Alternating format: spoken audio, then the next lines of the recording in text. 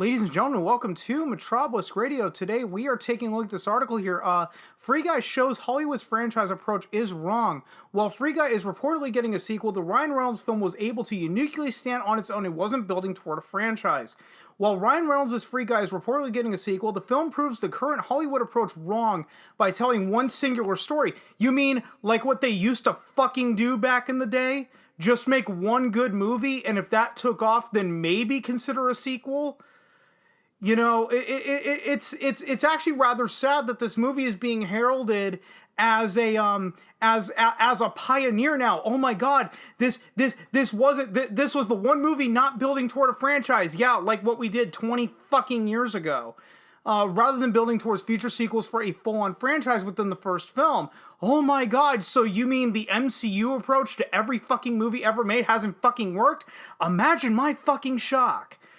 Despite the film's vast narrative space that travels back and forth from real life to an immersive video game world, Reynolds' comedy had one story to tell which largely worked in its favor, most likely contributing to Free Guy's current box office success.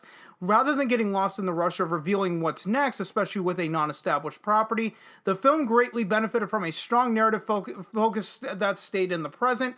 And Free Guy, a non-playable character known as Guy, played by Ryan Reynolds, breaks free from his programmed and routine life in the digital city Free City, a video game shooter world created by Taika Waititi's Antoine. However, Antoine and his company stole code from two indie programmers, resulting in Guy actually being fairly advanced AI who decides he wants more from life. What follows is Guy finding love while also seeking to save all of the other NPCs who are just as capable of breaking their loops as he is before their game is deleted, making way for Antoine's sequel game. So basically, I have not seen Free Guy yet. I'm waiting for home video. It basically sounds like The Truman Show, if The Truman Show, instead of being a reality TV series, was a video game.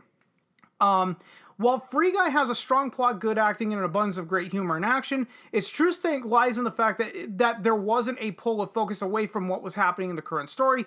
Typically, the average and current Hollywood blockbuster will carry teases for future installments, look at the MCU, foreshadowing sequels and or spin-offs in the first film's third act, sometimes as soon as the second act, sometimes as early as the first fucking act, let's be honest.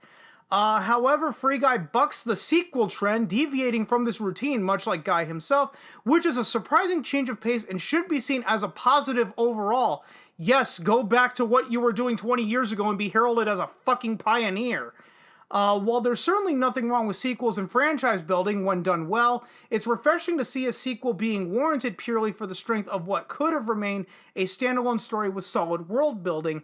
Now, that's the problem with making a sequel to a one-off movie, is that sometimes the sequel can actually be more of a detriment instead of adding to. And I'll give you guys a perfect example. Who remembers a horror movie called The Descent? Wasn't a bad movie. Was about a group of female spelunkers. They get trapped down in like a deep dark cave. I don't really remember it. And then there's mutants that are trying to kill them, but there's no confirmation that the mutants even exist. So the whole idea in the movie is, were the mutants even real, or did the women just go cuckoo for Cocoa Puffs? Because if I'm not mistaken, not a single mutant killed one of the women any of the women that died in the movie. It wasn't until The Descent Part 2, when they confirmed that the mutants existed, that basically ruined the allure of the first one. Again, did the mutants really exist, or were all the women just going batshit crazy?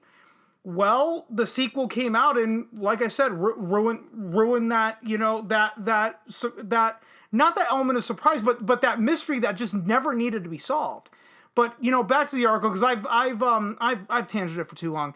While Free Guy certainly could have fallen into the same process of cramming the back half of the film with teases and plot points directed towards sequels, the film proves that a Hollywood tentpole blockbuster can stand alone as its own thing. That being said, it does look as though Disney wants a Free Guy 2. While it's certainly going to be hard to top this first one, at least the sequel feels earned thanks to its solid narrative. All in all, Free Guy exists as a rare anomaly amongst Hollywood blockbusters. While it is most likely getting a sequel from director Sean Levy and Ryan Reynolds, it uniquely didn't try to sell one in the midst of their first film like so many other films in the current era. Here's hoping Free Guy 2 can live up to its predecessor down the line. Free Guy is now playing in theaters, and that's how the article ends. So, like I said in the beginning, guys, they're basically heralding this movie as a pioneer for something that Hollywood did 20, 30 years ago. And guys, I'm going to go ahead and end it right here, because otherwise I'm just going to be retreading over old points that I've already made throughout this video. If you stuck around this long, thanks so much for doing so. And if you've been following me long enough, you know I'm terrible at ending these videos, so I will just see you guys next time.